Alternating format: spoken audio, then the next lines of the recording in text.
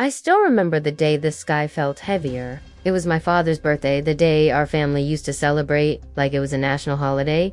The house was glowing, the music was loud, and the smell of my mother's favorite vanilla cake filled the air. But that day, it wasn't about celebration. It was the day my life cracked open. I had just walked into the living room holding a file, a proposal I'd worked on for weeks.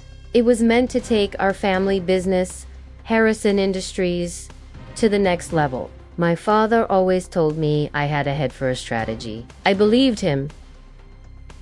But as I entered, I froze. He wasn't looking at me. His eyes were locked on my younger brother, Ethan. "Son," my father said, his tone filled with pride, "you've done it. This proposal is brilliant." Ethan smirked, the same smirk I'd seen when we were kids. Every time he took credit for something I did, I opened my mouth, my voice trembling. "Dad." "That's my project." He turned slowly, eyes narrowing. "What did you just say?" I held up my copy. "I worked on it for 3 weeks. Ethan wasn't even enough," he snapped. "Don't embarrass yourself." "Embarrass myself?" I looked at Ethan, who avoided my eyes, pretending to check his phone. That's when it hit me. He'd stolen my work. Again. But this time, my father believed him.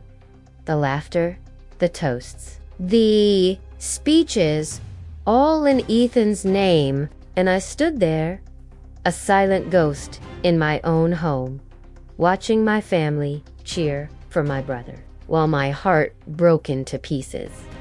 That night, I didn't cry. I stared at the city lights from my window and promised myself something. If truth was buried, I'd dig it up, even if it took everything I had. I didn't know then that promise would cost me my family, my company, and the last piece of trust I had left in my father. The next morning, I went to the office early. I thought maybe Dad would check the files, see the timestamps, realize the truth. But when I entered his cabin, my access card didn't work. Security stopped me. "Sorry, ma'am. You're not authorized to enter this area anymore." My chest tightened. "What do you mean?" He looked uncomfortable. "Mr. Harrison said your position has been dissolved." Dissolved. I ran upstairs. My father was in his chair, gum as ever, signing papers. "Dad, what's going on?" He didn't look up. "You've been distracted lately. I think it's best you take some time off." I laughed, a broken, bitter laugh.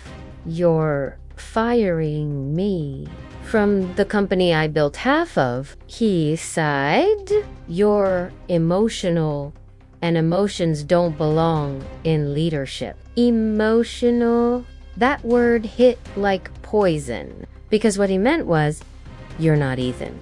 I walked out that day with my dignity barely holding together, but something inside me burned, not just anger, clarity.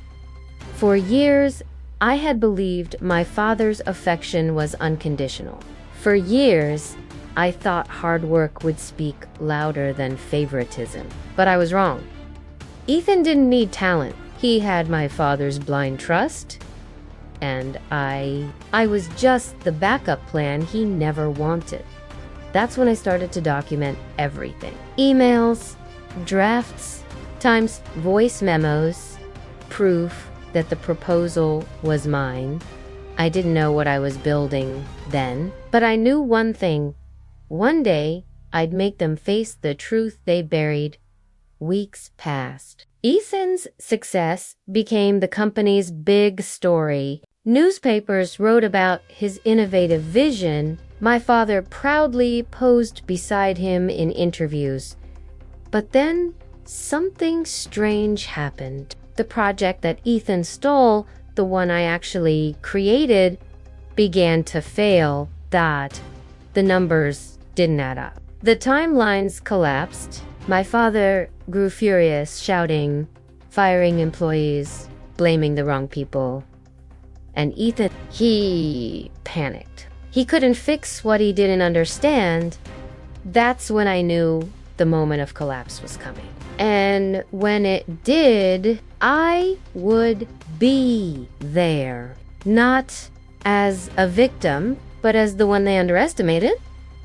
Because betrayal cuts deep, but sometimes revenge doesn't need destruction, just truth. Served cold. The week after I left the company felt like drowning with my eyes open. Everywhere I looked, online, on TV, even in family dinners, Ethan's name echoed. Harrison Industries' youngest genius, visionary mind behind the new expansion. Each headline felt like a slap.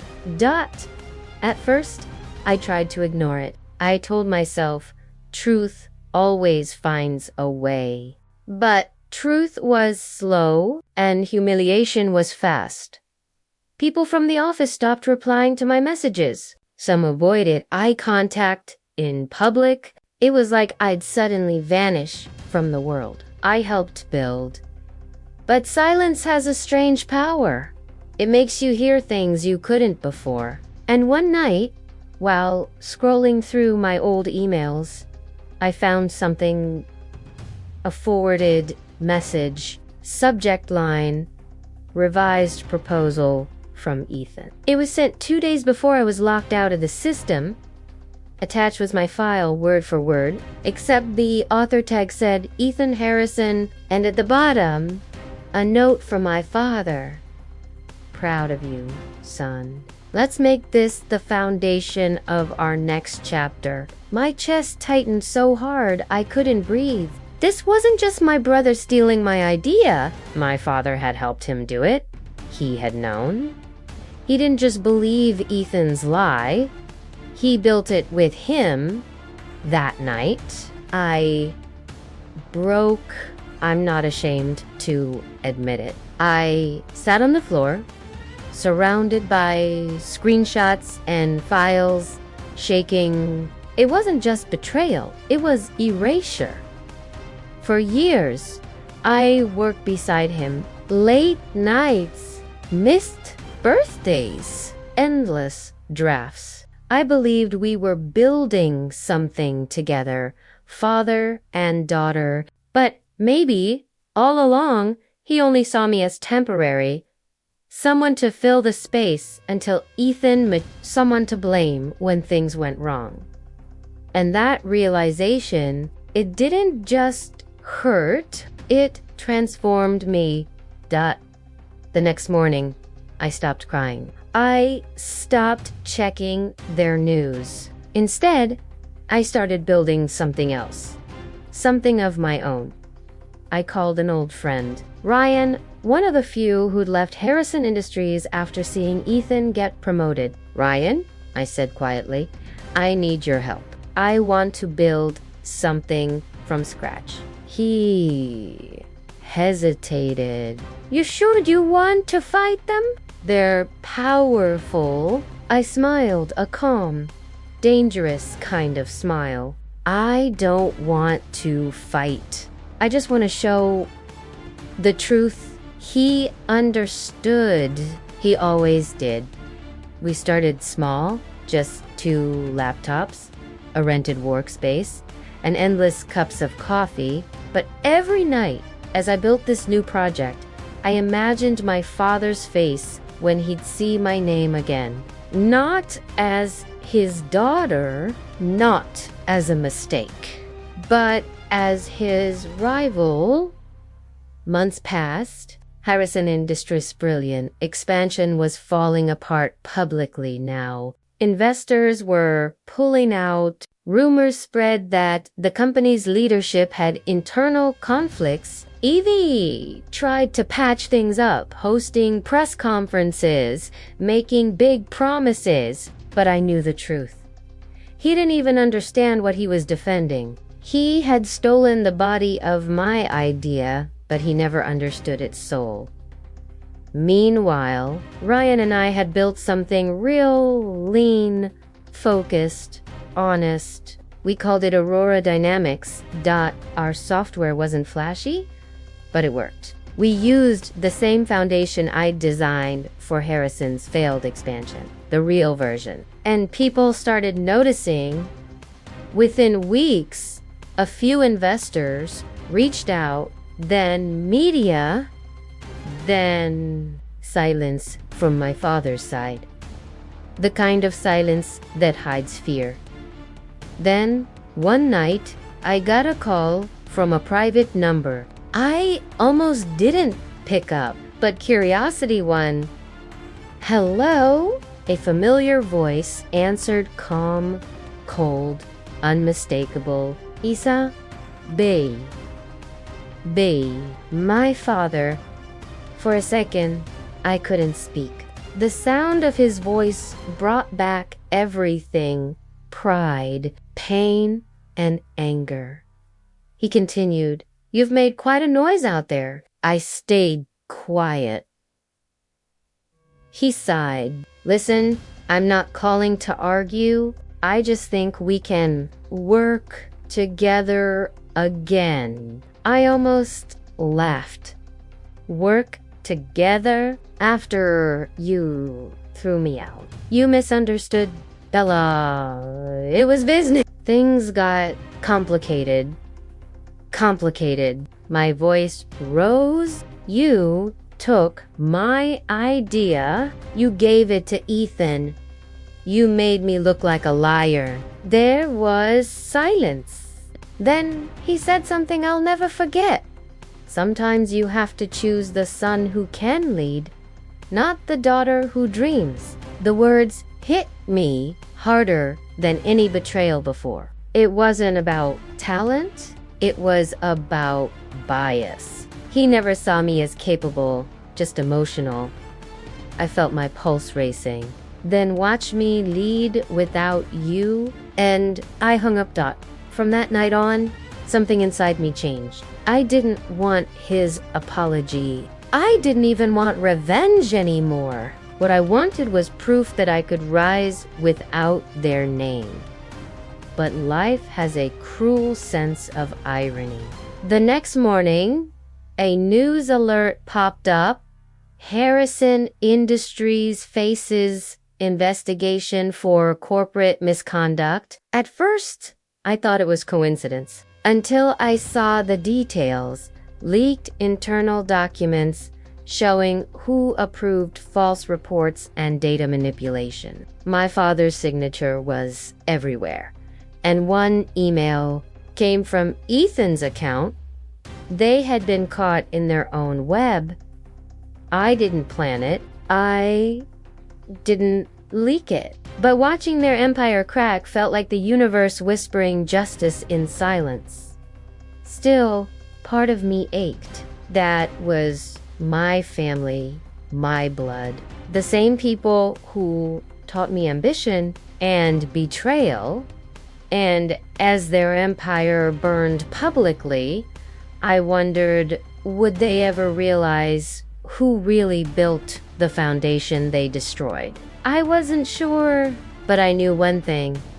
The storm wasn't over yet. Because when you build your revenge on truth, you don't need to chase justice. Justice chases them. The investigation into Harrison Industries spread like wildfire. News anchors tore into every detail. Business channels ran headlines like "Corporate Giant Under Fire for Data Manipulation." Harrison Legacy crumbles under scrutiny. For years, my father had built his empire on control of people, control of image, control of me. And now, That control was slipping through his fingers.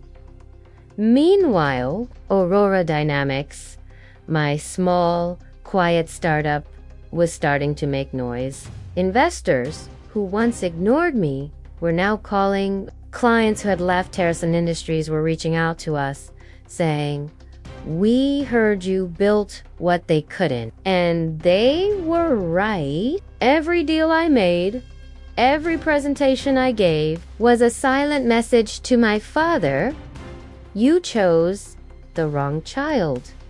One morning, I walked into our modest office. Just 10 people, a few laptops, no luxury. Ryan was grinning ear to ear. "You're going to want to see this," he said, turning his screen toward me. There it was. A breaking headline: Aurora Dynamics wins major contract outbids Harrison Industries. I stared at it for a long time. For a second, I couldn't even breathe. All those sleepless nights, the humiliation, the anger, it suddenly meant something. This was it. The moment I dreamed of since the day I was locked out of that office. But it wasn't about revenge anymore. It was about proof that I didn't need their approval to matter. Proof that truth, no matter how deeply buried, still finds the light. That afternoon, my phone buzzed. Unknown number again. I already knew who it was. "Congratulations," my father's voice said, slow and strained. I could hear exhaustion in his tone. "Thank you," I replied simply. He hesitated. "Isabella, the media is exaggerating. We're just facing a temporary setback." "Sure," I said. "Just like when you fired me. That was temporary too, right?" He sighed. "I didn't fire you. I protected you from what was coming." Protected me. I laughed bitterly. "You erased me from my own work." "Listen," he said, his voice trembling slightly. "We need to meet face to face. There are things you don't know." My pulse quickened. A part of me wanted to hang up. Another part wanted answers. When I asked, "Tomorrow, noon." The old conference room. I didn't tell Ryan. I didn't tell anyone. The next day, I drove back to the building I once called my second home. Every corner brought memories. My first project, my first success, the first time Dad said, "I'm proud of you." It felt like walking through a museum of betrayal. I entered the conference room. The same long table. The same framed awards. But now, everything felt smaller. My father sat at the head, his face drawn, eyes heavy. "Isabella," he said softly, "you've grown strong. Strength is what happens when you stop expecting people to catch you." I replied. He nodded slowly. "I know you think I betrayed you, and maybe I did, but you have to understand, this company was everything I built. I couldn't let it fall apart." "It was falling apart," I said. "You just refused to see it." He leaned forward. "You think you know everything, but there's something you missed." "Ethan," the door opened. Eden walked in. He looked different, nervous, pale, nothing like the smug man who once stole my work. "Bella," he said quietly, "I never meant for things to go this far." I stayed silent. He continued. "Dad said it would help both of us. He said your name would be added later, but then the media and investors, it all got out of control." My father interrupted sharply. "That's enough, Ethan." I turned to him. "You used both of us, him as your puppet, me as your sacrifice. He slammed his hand on the table. I built this empire, and I built its foundation, I said, voice calm but firm. You destroyed both. For a moment, silence. Then I stood up. I didn't come here for apologies. I came to tell you this Aurora Dynamics just signed a deal with one of your biggest clients. They're moving all operations to us. Your era is ending. His eyes went cold. You destroy your own family. I met his gaze. You already did that. And I walked out. That night, I stood on my balcony, watching the city lights again. The same view I stared at when I first lost everything. But this time, the air felt lighter. The pain was still there, but now it had purpose. Ryan joined me, holding 2 mugs of coffee. So, how did it go? I smiled faintly. He wanted to meet his ghost? He frowned. Ghost, the one he buried when he chose Ethan, Ryan chuckled softly. So what now? Now, I looked out at the skyline. Now we build higher, but this time we build, right? Days later, another headline flashed. Aurora Dynamics officially surpasses Harrison Industries in market value. The world was calling me a prodigy, a visionary, a comeback queen. But inside, I was quiet because none of it was about glory. It was about peace and maybe, just maybe, forgiveness. But forgiveness is tricky. It doesn't erase the past. It just stops the past from controlling you. I didn't know then that my father's world was about to collapse in a way I never expected, and this time it wouldn't just be about business, because betrayal runs deeper than money. And sometimes the biggest secrets don't die in boardrooms. They live inside families. Asterisk. A few weeks passed. After that confrontation, Aurora Dynamics was thriving. Investors wanted interviews, magazines wanted features, and for the first time in years, I didn't feel invisible. But the strange thing about success is this. When you finally get it, it doesn't silence the past. It amplifies it. Every time I saw my name trending, I wondered if my father was watching, if he regretted it. If he ever thought of me as more than just the daughter who got emotional. Then, one night, I got a message. It wasn't from my father. It wasn't from Ethan. It was from my mother's old lawyer. Isabella, I believe you deserve to know the truth. Your mother left something for you. It's time you read it. I froze. My mother had passed away 5 years ago, before any of this happened. Why would her lawyer contact me now? The next day, I met him in a quiet cafe on the edge of the city. He was old, polite, and carried a brown envelope marked with my mother's handwriting. My hands trembled as I took it. It was her letter, dated 2 months before she died. I opened it slowly. The smell of old paper hit me, along with her familiar cursive. My dearest Bella, if you're reading this, it means your father finally did what I feared. You always saw him as a man of principles, but there are things you don't know, things he's hidden from everyone, even you. My breath caught. I scanned the next lines, each one heavier than the last. You were meant to inherit part of this company. It was in my will. I wanted to protect it under your name, not your brother's. But your father changed the documents after I got sick. He convinced the board to move everything to Ethan, saying you'd never handle leadership under pressure. I didn't have the strength to fight back. I covered my mouth. My eyes burned. My own father had rewritten my mother's will. This wasn't just betrayal anymore. It was premeditated, a theft years in the making. I'm telling you this because one day, truth will matter more than love. Don't fight him with anger, Bella.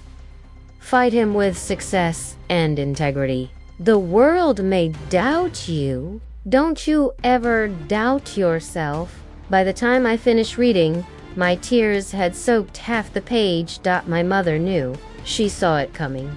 She saw the storm before it even began. And suddenly, everything made sense. Why Dad dismissed me in meetings, why he pushed Etha to the front, why he fired me. So easily, he didn't just favor my brother, he'd been grooming him to take everything. That night, I sat in my car outside my father's house. The lights were still on. Through the window, I could see him sitting alone in his office, staring at a wall of trophies, the same trophies I once helped him win. I wanted to storm in, to confront him, but then I remembered my mother's words. Don't fight him with anger. Fight him with success and integrity. So I drove away. But deep inside, something had shifted. The revenge I once wanted, the fiery, destructive kind, was gone. Now I wanted something colder, something quieter. I wanted the truth to undo him. 2 days later, Ethan showed up at my office. He looked exhausted, dark circles under his eyes, shirt untucked. Nothing like the golden boy of the family anymore. Bella, he said, his voice shaking. Dad's in trouble. Big trouble. I raised an eyebrow. What kind? The board found out about the altered documents about Mom's will. Someone leaked it. My heart skipped. What? They're calling for an emergency vote. He might lose everything. The company, the position, everything. I stayed silent. He looked at me, desperate. I know you probably think he deserves it, but he's still our father. Our father? Funny how those words felt so fragile now. I said quietly, and when he erased my name, did you say the same thing? He looked down, ashamed.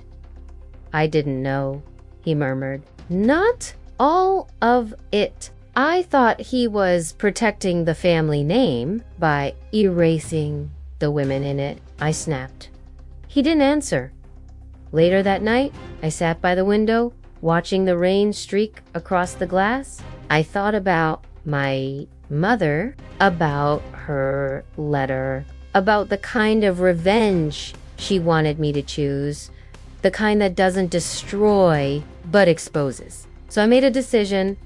I drafted a statement.com factual with proof from my mother's letter and attached evidence of the altered documents. No bitterness, no rage, just truth. When I posted it publicly, I didn't expect what came next. Within hours, it spread across every news outlet. Headlines screamed, "Daughter of Harrison Industries founder exposes family scandal. Late co-founders will altered truth finally comes out." The internet exploded. People started calling me brave, honest, unstoppable. But all I felt was empty. Because justice doesn't always feel like victory. Sometimes it feels like finally breathing after holding your breath for too long. The next morning, my father called again. This time, I answered. His voice was hoarse. You couldn't just let it go, could you? Mom didn't let it go, I said. She left the truth for me to finish what she couldn't. There was a long silence. Then he whispered, I never hated you, Isabella. I just couldn't let you see how broken everything really was. Then maybe you should have trusted me enough to help you fix it. He didn't reply. I hung up, not out of anger, but peace. Because that was the first time I realized betrayal doesn't end with revenge. It ends when you stop letting it define you. That night, as I watched the city lights again, I finally understood what my mother meant. Revenge doesn't heal. Truth does. And sometimes, the sweetest revenge isn't destroying what hurt you. It's thriving in spite of it. The morning after I posted the truth, the city woke up different. For the first time in years. Harrison Industries wasn't the name people respected. It was the name people questioned. Every news feed, every business blog, every investor chat exploded with one headline: The Harrison Legacy Exposed. By noon, reporters were camped outside the company gates. Former employees were giving statements. Shareholders demanded an emergency meeting. From my office window at Aurora Dynamics, I could see the tower that once felt unreachable. Now it looked smaller, like pride collapsing under its own weight. Ryan came in, holding his phone. They're live streaming the board meeting, he said quietly. I turned toward the screen. Inside that glass room sat my father, shoulders heavy, surrounded by men and women who once applauded his every word. Now they looked at him like strangers. One of the directors spoke first. Mr. Harrison, the board has voted, effective immediately. You are relieved of all executive duties pending investigation. The words echoed through the speakers. My father didn't argue. He simply nodded, eyes fixed on the table. It was over. I should have felt triumphant. For years I dreamed of that moment, the moment he'd finally face consequences. But instead of satisfaction, I felt hollow.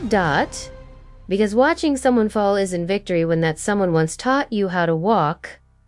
Ethan tried to defend him, but the board silenced him. They showed evidence, timelines, the altered will, everything. Every secret my father tried to bury was now projected for the world to see. And with each revelation, the empire he built cracked a little more. By evening, the company's stock had major clients, had pulled contracts. The once golden Harrison name was trending for all the wrong reasons. That night, I drove past the headquarters. Reporters stood outside like vultures. Cameras flashed. Questions shouted. But beyond the noise, through the glass doors, I saw my father standing alone in the lobby. No guards, no assistants, no Ethan. Just him, the man who once commanded entire rooms with a single word, now staring at his reflection in the marble floor. For a moment, I almost went in. Almost. But I stopped myself. Because forgiveness isn't something you give when the wound is still bleeding. It's something you reach for after it finally scars. Days passed. The board appointed an interim CEO. Harrison Industries was officially under and I was busier than ever. Aurora Dynamics doubled in size. Our phones wouldn't stop ringing. Every partnership I made was another quiet victory, but success didn't silence the ache. One night, Ethan showed up again, this time without pride or excuses.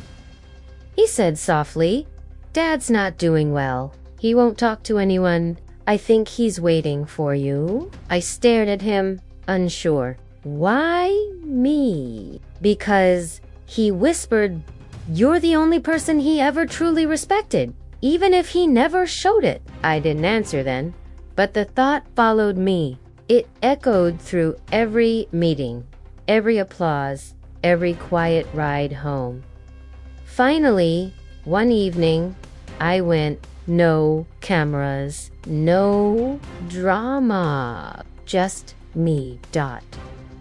His house was darker than I remembered. The man who once filled every room with authority now sat by the fireplace, staring at the embers. When he saw me, he didn't look surprised. He just said, "You look like your mother when you win." I swallowed hard. "You remember her letter?" He nodded. I read it. Every line. Silence stretched between us, thick, heavy, almost unbearable. Then he whispered, "You were right.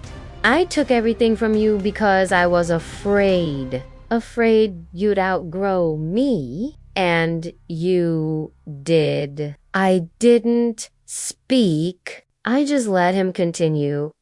I thought protecting the company was protecting the family. I didn't see I was destroying both. He looked up at me then, eyes tired but sincere. "I can't ask for forgiveness, but if you ever find it in your heart, I hope it gives you peace." I took a deep breath. "I'm not here to forgive you," I said softly. "I'm here to tell you I don't need to hate you anymore." For the first time, he smiled, a small, broken smile. "That's enough," he whispered.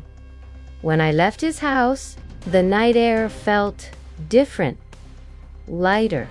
Not because justice was served, but because the weight I'd carried for years finally lifted. Dot. As I drove away, I thought about everything. The betrayal, the fall, the truth. And I realized something.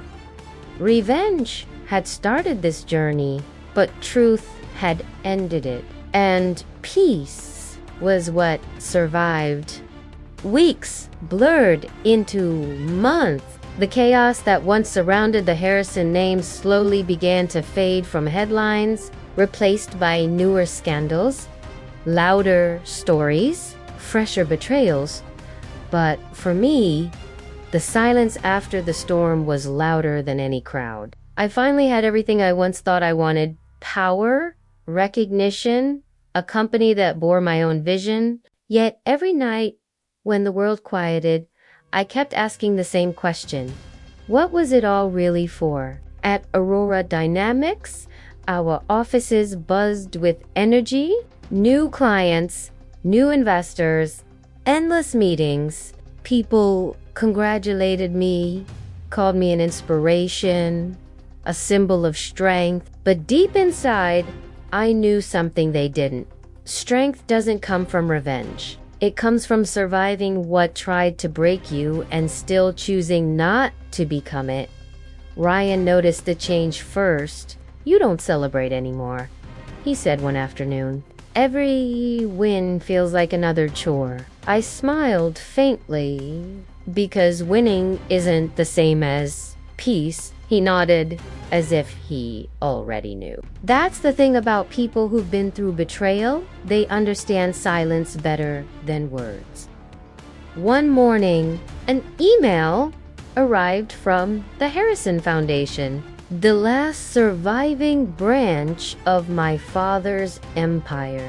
They were shutting it down and donating the remaining funds to community education programs, because my mother once championed. Attached was a short note from my father. "If I can't rebuild what I broke, maybe others can." I didn't reply, but that message stayed with me. Because sometimes redemption doesn't look like an apology. It looks like effort, quiet, consistent, unseen. A few weeks later, I stood on a stage accepting an award for business innovation. Cameras flashed. The audience applauded. But as I looked across the room, I saw Ethan in the crowd, smiling proudly. My father wasn't there, but somehow his absence didn't sting anymore. When it was my turn to speak, I didn't thank my rivals or mentors or even the investors. Instead, I said something I hadn't planned. I used to believe revenge was justice, I began. But the truth is, revenge gives you closure only when you stop letting the pain define you. The room went silent. Every face was listening, so I went on. My story isn't about destroying someone else's empire. It's about finding myself after losing everything I trusted. I paused, let the words breathe. Then, softly, don't chase revenge. Build something better instead. The applause that followed wasn't loud. It was steady. Real. After that night, things began to change. I stopped measuring success in numbers and started measuring it in peace of mind. I made sure my company culture was different from the empire I'd escaped. No fear, no favoritism, no silence. Ryan once told me, "You didn't just build a company, Isabella. You built a mirror that reflects what fairness should look like." Maybe that was true. Or maybe I was just trying to prove to myself that power doesn't always have to corrupt. A year later, I visited my father one last time. The house looked smaller, quieter. He had aged not from time, but from reflection. He smiled weakly when he saw me. "I heard about your award," he said. "Your mother would be proud." I sat beside him. "She already is," I whispered. We didn't talk about the past. We didn't need to, because forgiveness had already taken root quietly, like spring after a long winter. Before I left, he handed me an old photograph of me, Ethan, and Mom at a family picnic. "Keep it," he said. "So you remember what we once were, not what we became." For the first time, I hugged him. No words, no speeches, just a silent agreement that the war was over. That night, as I drove back through the city lights, I thought about everything. How betrayal had torn me apart, how truth had set me free, and how time had healed what revenge couldn't. The skyline shimmered ahead, the same city that had once watched me break. But this time, it wasn't a battlefield, it was a beginning. I rolled down the window and whispered to myself almost like a prayer. Some scars don't fade, but they teach you where never to wound again. Closing narration, moral in life. Betrayal doesn't end your story. It tests how far you'll go to rewrite it. You can either repeat the pain that broke you, or you can rise above it and become the proof that healing is the greatest revenge of all. And me, I chose peace because that's one thing no one can ever take away again. I often think about the way life teaches us lessons, not gently, but with fire and weight. Betrayal isn't a story you read in books. It's a scar you carry, a shadow that follows, a lesson that whispers when the world is quiet.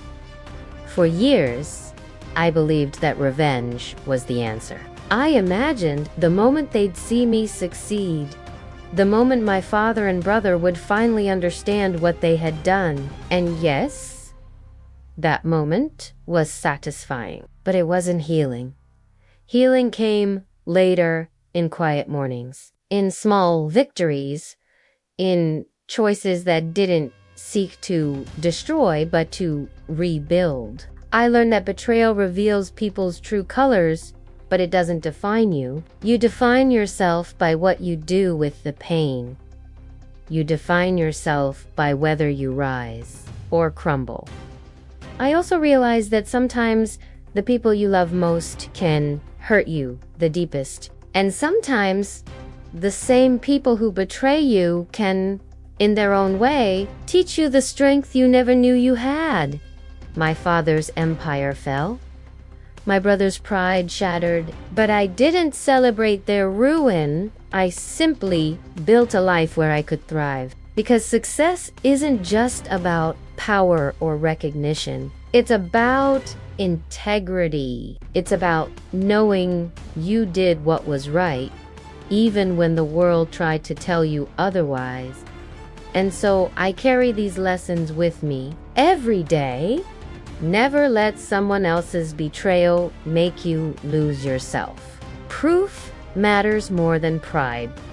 Revenge can be tempting, but peace is the true victory. And when you rise after falling, you inspire not just yourself, but everyone who ever thought they were powerless.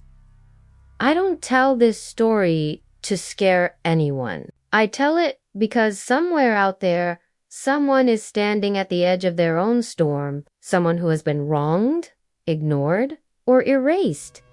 And to that person, I say this: you are not defined by what they did to you. You are defined by what you do next. And when you choose truth, resilience, and integrity, even the deepest betrayal loses its power.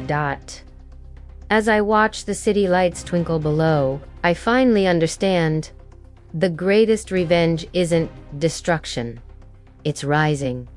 It's thriving. It's walking forward with your head held high, knowing that no one can ever take your dignity away. And sometimes the quietest victory is the one that echoes the loudest. The city sleeps below me, lights blinking like tiny stars scattered across the dark canvas. I sit quietly in my office, the hum of the computer the only sound, and I reflect on everything that brought me here.